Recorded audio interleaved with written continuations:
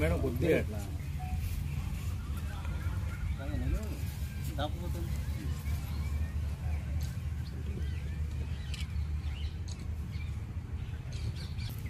నమస్కారం అండి. ఇక్కడికి వచ్చిన మీడియా వారికి, పత్రికా విలేకరులకి, మరి డాక్టర్స్ గారికి, ఈ యొక్క పార్క్ వచ్చే వాకర్స్ అందరికీ, మా ఫారెస్ట్ డిపార్ట్మెంట్ స్టాఫ్కి, వన సంరక్షణ సమితి మెంబర్స్ అందరికీ, మీ అందరికీ ఒకసారి నమస్కారం తెలియజేసుకుంటున్నాను. ఈరోజు ఒక మంచి కార్యక్రమం గురించి ఇక్కడ సమావేశం కావడం జరిగింది. మీకు చిరపరిచితులు శ్రీనాథ్ రెడ్డి డాక్టర్ గారు, ఈయన చాలా ఉత్సాహంతో నేచర్ యొక్క అభిమానిన. సో ఇక్కడ చాలా సంవత్సరం నుంచి నేను వాక్ చేస్తున్నాను. ఈ పార్కుకి ఏదో విధంగా నేను సహాయం చేయాలి, నేను చేసే సహాయం నలుగురికి ఉపయోగపడాలని మంచి హృదయంతో ఒక బృహత్తరమైన కార్యాన్ని అరేంజ్ చేస్తూ లాస్ట్ ఇయర్ 1,08,500 రూపాయలు ఈ మొక్కలు నాటడానికి, ఒక 500 మొక్కలు నాటడానికి, వాటిని సంరక్షణకి, తర్వాత డ్రిప్ ద్వారా వాటికి వాటర్ అవసరం ఉంటుంది సార్ అంటే డ్రిప్ కూడా నేను ఎంత ఇస్తానని చెప్పి ముందుకు వచ్చి డ్రిప్ ద్వారా కూడా 500 మొక్కలు నాటడం జరిగింది. సో 1 ఇయర్ అయిన తర్వాత ఆ మొక్కలు చూసుకుంటే సక్సెస్ అయినాయి, బాగా ఎస్టాబ్లిష్ అయినాయి. సో దాన్ని చూస్తే ఆయన ఆనందపడుతున్నాడు, మాకు కూడా చాలా ఆనందంగా ఉంది మా డిపార్ట్మెంట్ తరఫున.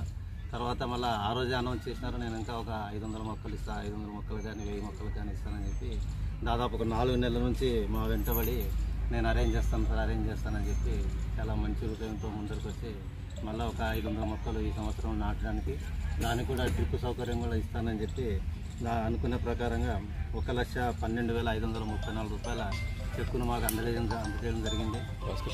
ఈ శుభ సందర్భంలో ఫారెస్ట్ డిపార్ట్మెంట్ తరఫున వారికి మా యొక్క కృతజ్ఞతలు తెలియజేస్తున్నాం.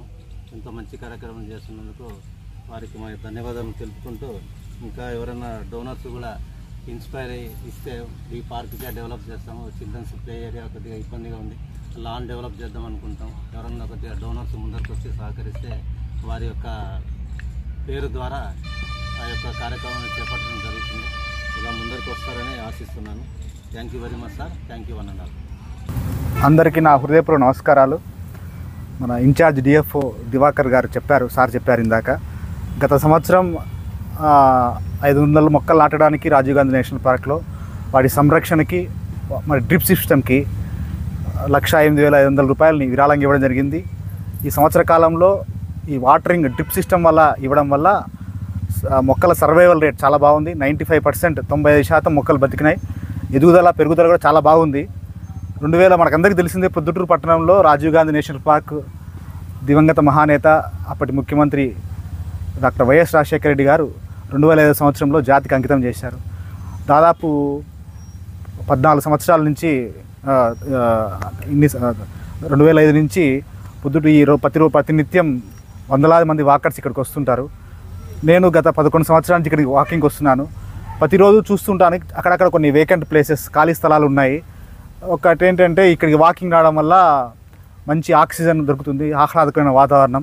ప్రొద్దుటూరు ప్రజలు నిజంగా చాలా అదృష్టవంతులు ఇటువంటి వాతావరణం ఉన్నందుకు. నాకేంటంటే ఒక ఆశయం పెట్టుకున్నాను, ఇక్కడ ఇన్ని ఖాళీ స్థలాలు ఉన్నాయి కాబట్టి నేషనల్ పార్క్లో, రిజర్వ్ ఫారెస్ట్ కాబట్టి దీన్ని ఒక దట్టమైన అడవిలాగా పచ్చదనం పెంచి మొక్కలు నాటి చెట్లు వస్తే ఒక దట్టమైన అడవిలాగా చూడాలని నాకు ఒక ఆశయంగా ఉండేది. గత సంవత్సరం అటవీ శాఖ అధికారులు ఇక్కడ వాకర్స్తో మీటింగ్ పెట్టడం, తదనంతరం మనము డొనేషన్ ఇవ్వడం జరిగింది. దాని కొనసాగింపుగా ఈ సంవత్సరం కూడా 500 మొక్కలు నాటడానికి మరియు వాటి సంరక్షణకి, డ్రిప్ సిస్టమ్కి 1,12,534 రూపాయలు చెక్ రూపంలో అటవీ శాఖ వారికి విరాళంగా ఇవ్వడం జరిగింది.